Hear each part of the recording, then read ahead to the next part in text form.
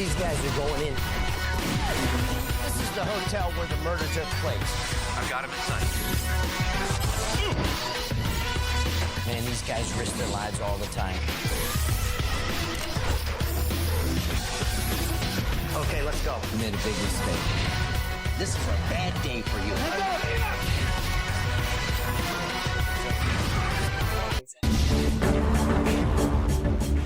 The past 20 years of hosting America's Most Wanted has been an amazing journey.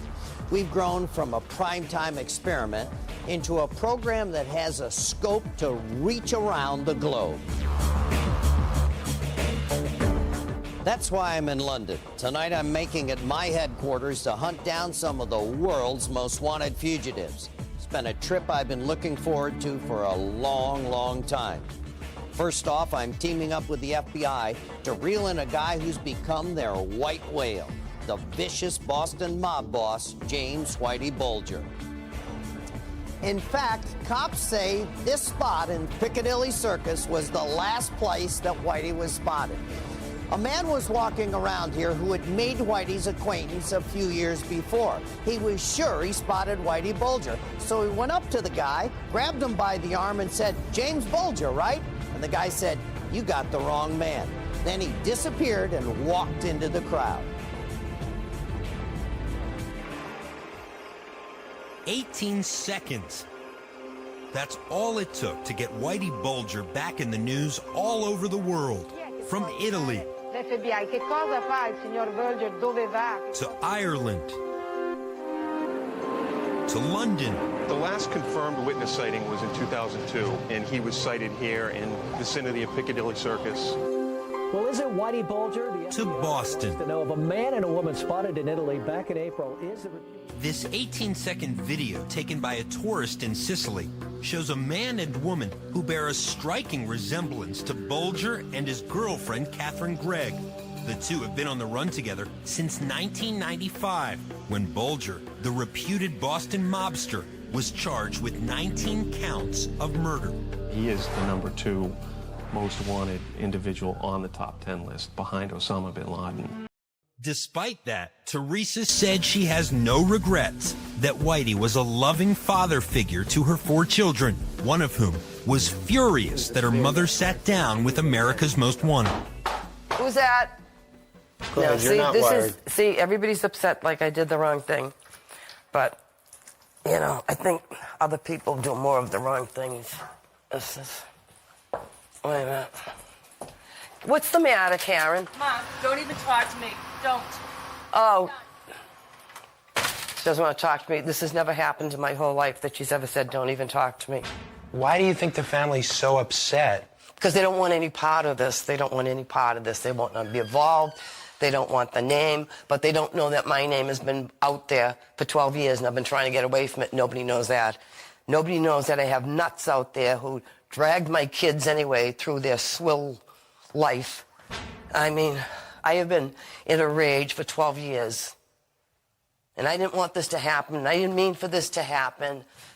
And I don't know what to do. This is the right thing, it's the wrong thing. I don't know. This is not my fault. I'm not the criminal. You just want to see this over.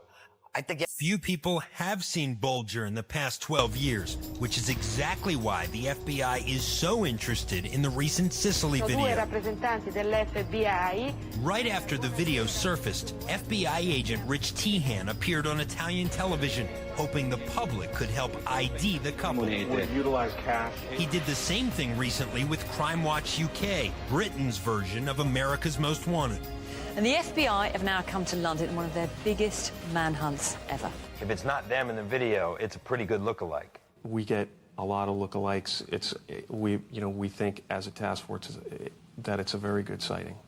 Where did you see the photo that was taken in Italy recently? I saw it on television. What went through your mind? That was not him. Just didn't look exactly like him. Features were a little bit different. They look so much like Whitey and Kathy that there's an understanding of why the FBI would want to locate this couple and find out who they are. And there are many investigators who believe that really was them. But most of Bulger's closest friends don't believe it's him. They think, as one man put it, the guy didn't look miserable enough to be Whitey. Do you think... Next, a little girl, abandoned. We would really ask, again, that her family, her parents come forward. See what secrets she hides and how she leads cops on an international manhunt for a killer.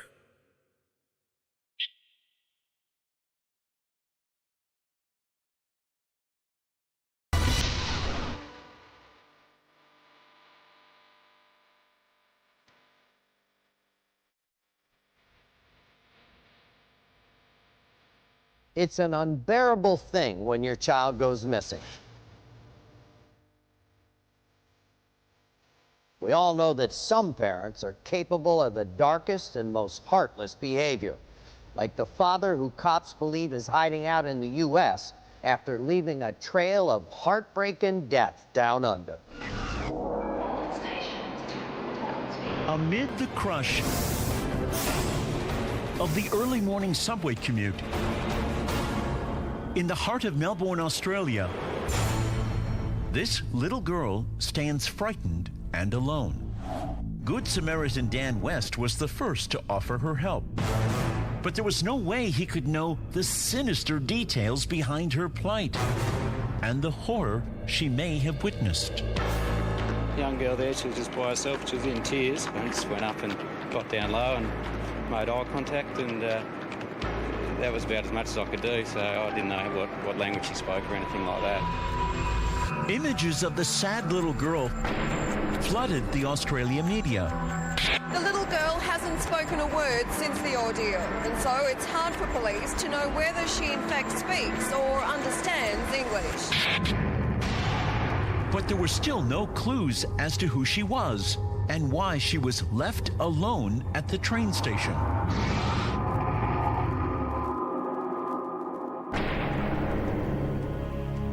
Nicknamed Pumpkin by the Australian media, the 3-year-old was too timid and too young to explain what had happened to her family. But when Pumpkin was placed in the care of a foster family, she finally said the word airplane. That gave cops their first clue and sent them rushing to the airport. There they found these images of the little girl with a man. Using flight records, cops found out the girl's name is Sean Shwia, and the man with her is her father, Nyen Shwia. The pair had recently arrived from New Zealand. But the questions remained. Why had little Sean been abandoned? And where was her father? Yes, we know that there's a New Zealand connection. 2, there's the potential for a United States connection. The pieces of the puzzle were slowly coming together. When the Aussie cops called their counterparts in New Zealand, they learned that the girl's father and her mother, Annan Lu, had both been reported missing. And there was a disturbing history of domestic violence.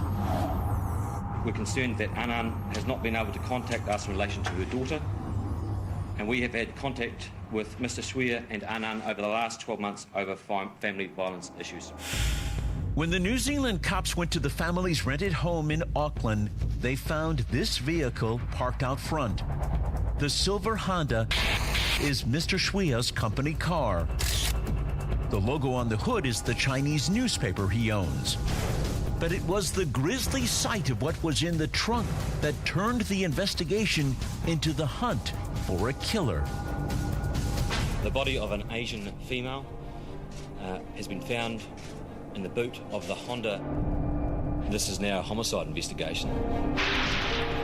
The body was Annan Lu, but cops will only say that the 27-year-old mother died a violent death.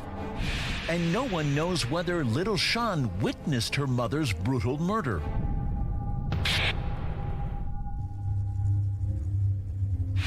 With his wife dead and their distraught daughter left abandoned in tears, Shwia stunned cops when they discovered these images of him at the Melbourne airport. Thumbs up and smiling. Just moments before he boarded a flight to Los Angeles.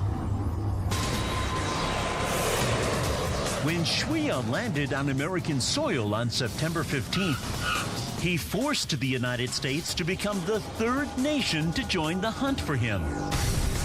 Shuya is wanted for child abandonment and murder. Shuya speaks very little English, and because of that, cops believe he will stick close to Chinese communities in the United States, especially those he has visited before here in California, New York, and Oregon. Shuya is also likely to be seeking out Chinese nationals from his home province of Lonang. Shuya is a self-proclaimed Tai Chi expert who made this video to showcase his talents. But martial artists in the United States who have seen him in action claim Shuya is nothing more than a con artist. Nevertheless, Shuya is likely to be making money by teaching martial arts to small groups. He also likes to access the internet and is probably carrying a laptop. While the hunt for Shuya continues, his once deserted little girl has now been reunited with her grandmother, who plans to raise little Sean in China. Let's get some justice for little Sean tonight. If you know where cops can find her father, Nai Win Shuya, call our hotline right now at 1-800-CRIME-TV. Coming up. Go inside a mystery that has captivated the world. The case of missing 4-year-old Madeleine McCann. See where she was taken from, meet the only witnesses, and come face to face with the prime suspect. No!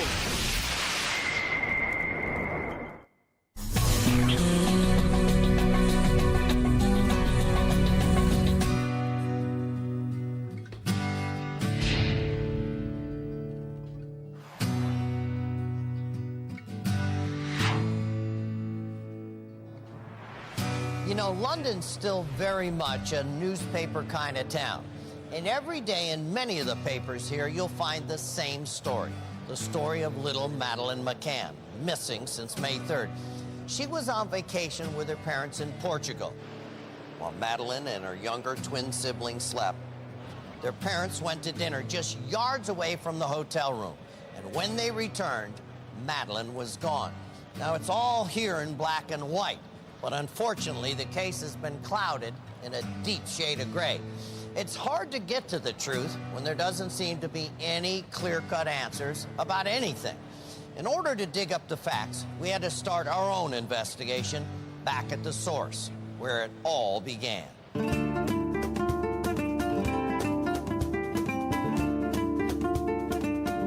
They gave me a week to search for answers in the disappearance of Madeleine McCann.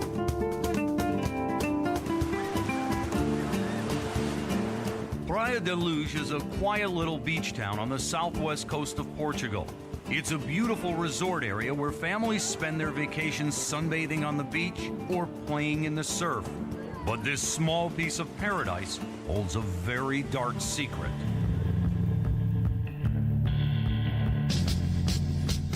If I was going to tackle the mystery of what happened to little Maddie, it wasn't going to be with any help from the police. In Portugal, they have strict privacy laws that prohibit them from talking about the investigation. I was going to have to get my answers elsewhere. Beautiful place.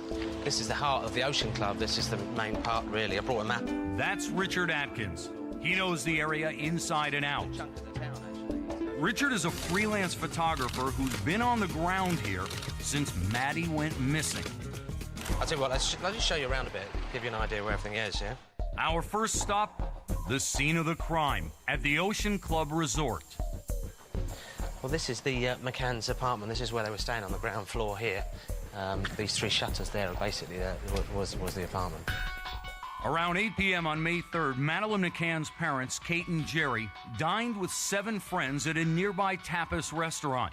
They left Maddie and her younger brother and sister alone in the apartment, asleep in their beds. Well, this is the back exit to the patio of the McCann's holiday home. Patio doors at the top, which according to them was left unlocked. What kind of door are we talking about? They're sliding glass patio doors. Okay, and just what, they came in and out of this way, presumably? Yeah, apparently this is where they were going to check on the children. The McCanns took turns periodically checking on the kids to make sure they were okay. I wanted to see how far away the restaurant actually was from the apartment, figuring out a route the McCanns may have taken back and forth. Yeah, when you checked your watch, what was the time that we were Well, going it's a on? little under a minute and a half. And we're only talking about a distance that's like 300 feet or so. That's like a football field. Around 9:30 p.m., Kate McCann made the short walk and discovered the unthinkable. Her daughter was gone, and the window to Maddie's room was open. Reports say Kate began screaming, "They've taken her." We would like to appeal for any information, however small, that may lead to the safe return of Madeleine. Maddie's bedroom is that one there, just on the left-hand side. The plastic roller blinds, this was left ajar just a little bit, so the police would dusted that for prints. If the door was unlocked, then why was the window open? Was it an entry point to get to Maddie, or an escape route to get her out? Can you pop them open from the outside, though? You can do. A lot of them have got like little sort of knobbles on the bottom if you look closely. Right, so I can you can see get that. hold of that, and if you can lift them up, and it will go up quite a fair distance. So certainly enough to get a child out. So what happened that night? I wanted to speak with one witness who may be able to help answer the question. She lives right upstairs, right above where the McCanns were staying. Reports say a woman named Pamela Fenn had a relative staying with her that saw a man peeking in the McCann's apartment the night Maddie vanished. Yes, we are working to try and find Madeleine and would love to speak with you for a moment. We just want to kind of talk to you a little bit about, you know, something that you might be able to add a little bit. I honestly, I haven't. Right, and I respect that. Okay, if you change your mind, we'd be really appreciative. Thank you. I don't know if she saw anything that night, but a woman named Jane Tanner did, and her sighting may suggest that Maddie was abducted. A friend of the McCanns told police she saw a man carrying a child wrapped in a blanket near the apartment right around the time Maddie disappeared. Was it Maddie? We don't know. But if you had just snatched a child, you'd want to get out of the area fast. Chances are you wouldn't get too far on foot. My guess? The abductor had a vehicle nearby. If you were going to take a kid, it would take you about 5-10 minutes and you'd be on a major route and gone wherever. You know, either Lisbon, Spain, you know, or elsewhere in Europe, or Morocco if you like. There's also a marina 15 minutes away. A kidnapper could have used a boat to slip out of the area by sea under the cover of night. It's the biggest case ever to hit Portugal. The minute it blew, we were down here instantly. What happened here? We still don't know. It's extraordinary, isn't it? What about the possibility of an organized trafficking group that maybe was looking for a specific type of kid? And Maddie fit the description. Someone with a lot of money grabbed her here, moved her through Portugal, got her to Spain, maybe to another country, and within hours, she's gone. Yeah, it's possible. This is the major drugs entry for Europe, comes by this coast. Really? That's where it all comes in. It comes in along here by the fishermen, into the ports or into the beach quietly at night, on trucks, transporters through Spain up into northern Europe. If smugglers can move massive loads of drugs in and out of the area, then moving a child shouldn't be too hard. We have spoken to many witnesses, bystanders, people who help with the searches. For every 20 people we've spoken to, there are 10 different speculative ideas as to what has happened to Madeleine. What do you think happened to Madeleine? I really don't know, John. At one stage, I really thought that that little girl had woken up and had wandered out to find her parents. And now I just really do not know what to believe. Give me another theory. All right, the other theory has to be an accident in the apartment that night. What kind of an accident? What are you talking about? Wakes up a little drowsy, falls down a step, bangs her head. I don't think anybody would think that the McCanns were involved in a murder, but I think it is conceivable And we're doing what if. It's conceivable that when they went back, there'd been an accident that night while they'd been away.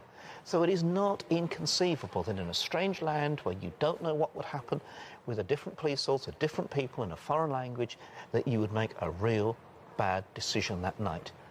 And you could even justify it. You could say, well, she's dead. They're going to bury her anyway. But let me be honest with you. Go on, do it. Possibility as a parent that I could dispose of my child in a strange country is inconceivable. I know. I can't even fathom that. No, but we've got to put it into one of the possible scenarios. Because, you know, and I'm sure in the States, same as here, something like 70–80% of these things happen as involved family and friends. That's just reality. All right, let's go with that. Where's the body? How do you get rid of the body? I don't know. As Richard and I searched much of the area, there seemed to be almost endless possibilities of where a body could have been hidden. You have some interesting things being turned up. The very, very big rubbish bins. Have you seen them around here? Okay. Okay. They were taken away at 12 o'clock that night. The roads were up at the time.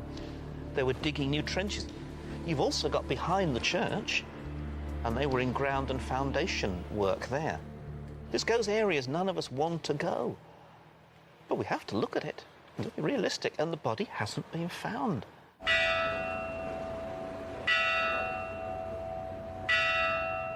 I try never to speak for Kate and Jerry, but I feel like I know them well enough to know that this building, this place, this church community, it gave them a hope.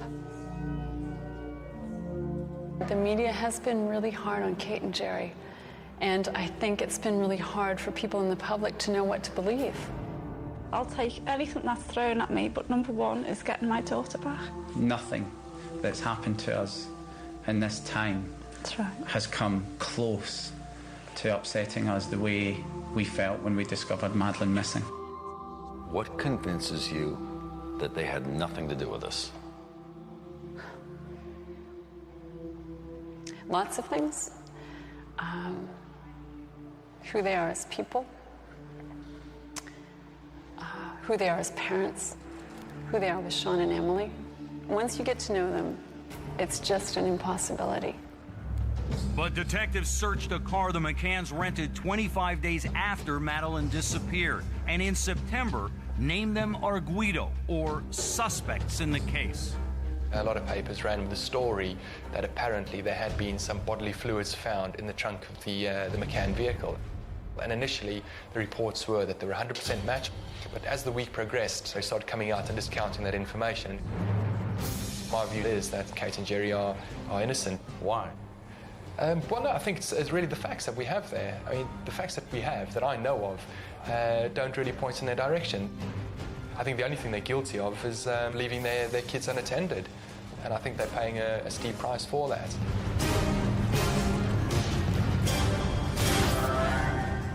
When we come back, No, film. Don't touch the camera. No. John Turchin continues his search and tracks down the only other named suspect in the case. Did Robert have anything to do with Madeleine's disappearance?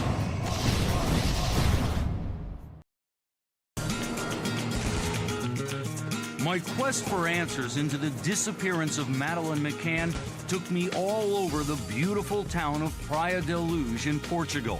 With my guide Richard Atkins, we tracked down people close to the McCanns and journalists close to the investigation.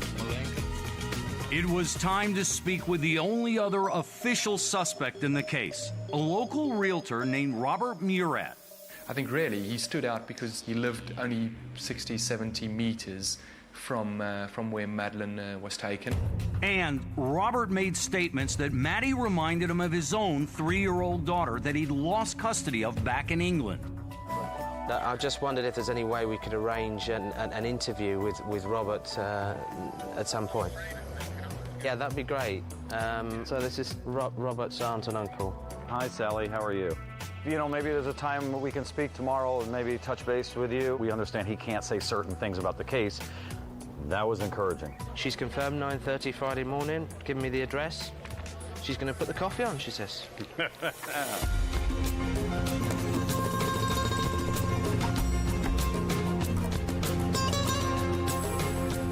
must be Sally. How do you do? Hi, John. Hi, nice to meet you. This is Robert Murat, my cousin. Hi, John. How are you? Hey, Robert. Nice to meet you. I know you can't talk about the case. Robert Murat, my cousin, cannot speak on camera because he's in a Guido status, which means I have to be his voice for him. He's not allowed to speak. How did Robert become part of this in the first place? Robert spoke to somebody who was a friend of Jerry's and said, look, I can help if you want. I speak the two languages, so Portuguese and English. And from then on, he proceeded to help some of the press, and then he helped the police. If he was being so helpful, at what point did this thing just take a turn for the worse for Robert? It was just one journalist that decided that he looked suspicious because he lived close by, because he was over-helpful. You know, she thought he fitted the profile from a case in England where a man called Ian Huntley had murdered 2 little girls, and he was very helpful to the police and very helpful to the press. So they actually thought that there was a similarity in Robert's behaviour with Ian Huntley, which is absolute rubbish.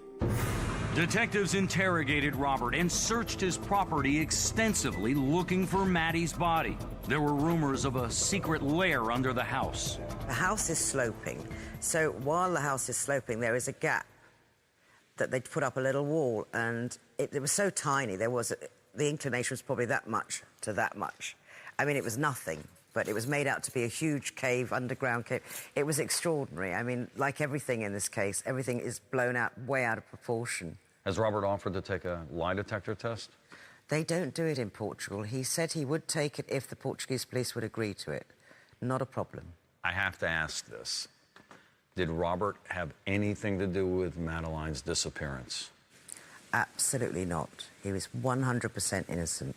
Robert also has an alibi. His mother says they were together at home the night Maddie vanished. So where does that leave us?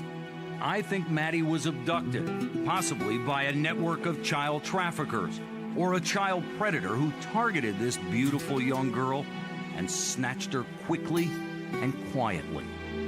I strongly believe that Madeleine is out there. I don't believe Madeleine has been taken away from us permanently. I don't believe that. My gut feeling tells me that the answer to what happened to Madeleine is right here in this resort town. I don't have any doubt. Somebody here knows something, and they're just not talking. And that's where you can help tonight. We need to bring Maddie home, and the rest of the pieces in this puzzle should fall into place. This is a sketch of a man seen carrying a child near the McCann's apartment the night Maddie vanished. For a closer look, log on to AMW.com. Also, Maddie has a distinctive feature on the pupil of her right eye that shouldn't be too hard to spot. If you've seen Madeleine McCann or know anything about this case, call us right now at 1-800-CRIME-TV.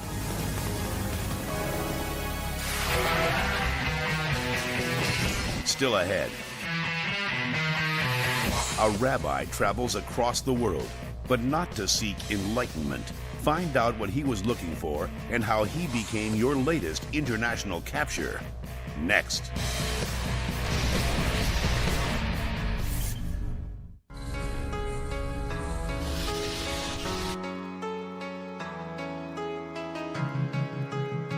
It's a fact. The world's shrinking more and more each day.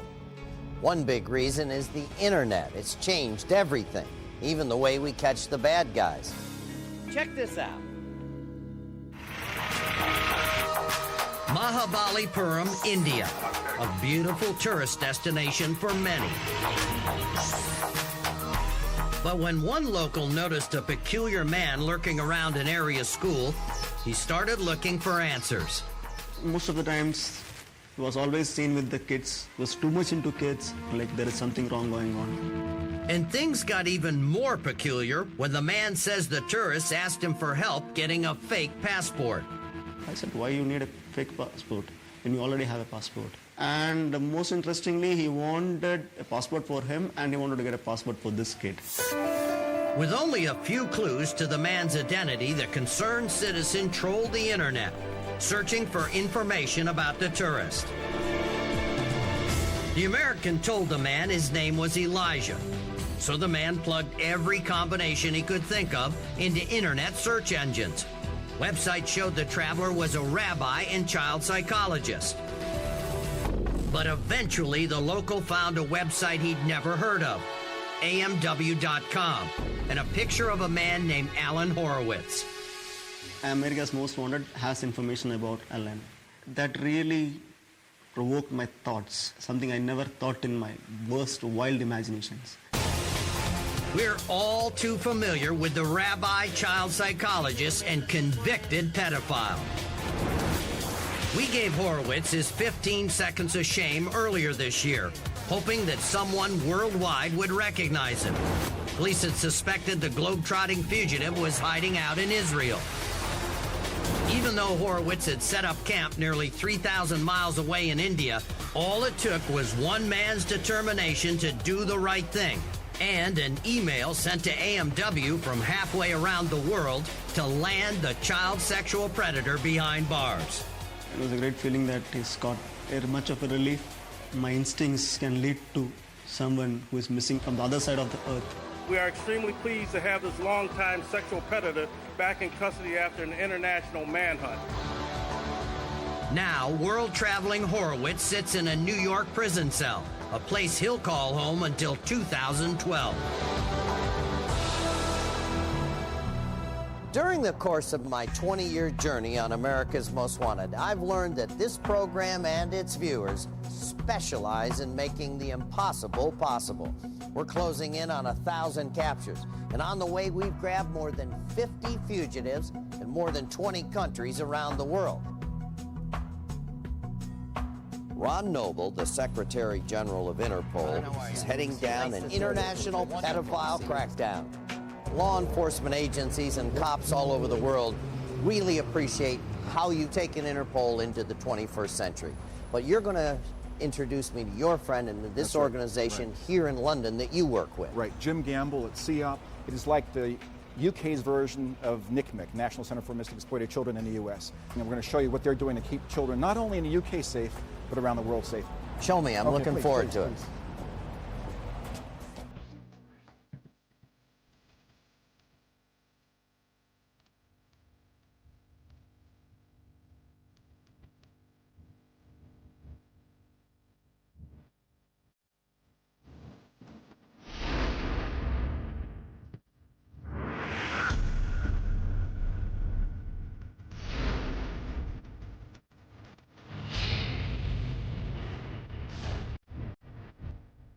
The UK's Child Exploitation and Online Protection Centre, or CEOP, is led by Jim Gamble, a seasoned police officer who once tracked down Irish terrorists. Now his passion is rescuing kids and putting pedophiles behind bars. The issue for me is that they go to prison. It's about saying to the predator at home tonight, eating their tea, you know, choke on your dinner and think long and hard before you actually travel to harm a child, because the world has changed. A partner in the virtual global task force, CEOP works with cops worldwide to tackle online child abuse, track offenders, and arrest pedophiles no matter where they're hiding. We will travel to wherever they are in the world using the partnerships that we have around the globe to locate them. And then we'll step out of the virtual world and introduce them to the reality of their crime. And that is a long time in prison. And during off hours, the work doesn't stop. CEOP's partners all over the world pick up right where the UK office left off. Since its inception in April of 2006, the effects of CEOP's no-nonsense approach has been felt worldwide. Its online focus has been a great success. 173 sex offenders arrested because of our work in the last 18 months. 112 children safeguarded because of that work. This is about a relentless 360-degree approach that protects at one stage and absolutely, ruthlessly tracks down the predator at another. And just in the last 2 weeks, CEOP has been responsible for rescuing 12 more children who are being abused both online and offline by child molesters. These web super sleuths who are solely hunting sexual predators don't want to give away their tricks of the trade, but do say they use the internet not only to track predators, but to empower kids as well. Predators know no borders. They know no boundaries. They truly are global exploiters. The thing is this, the internet's a dangerous place today for predators. You know, they operated before with no boundaries. They operated before with no fear. Well, I'm telling you that if they don't get offline and stop hurting children, then we are committed to using the partnerships that we have and hold them to account. And during my meeting with CEOP, I found out about 3 pedophiles that CEOP is trying to track down. And this time they asked for our help. Police are searching for 54-year-old Stephen Burnell. He's been on the run since February when he failed to show up for a court appearance. Now he's been convicted in absentia of a string of sex offenses against minors. They're also looking for 2 convicted sexual predators who failed to register as offenders since their release. 39-year-old Peter Weatherly was convicted of sexually assaulting a young girl, and 29-year-old Joshua Carney spent 15 months in prison for sexually assaulting a minor. Now these pedophiles are on the run from England and could be anywhere, including the U.S. Let's track them down tonight.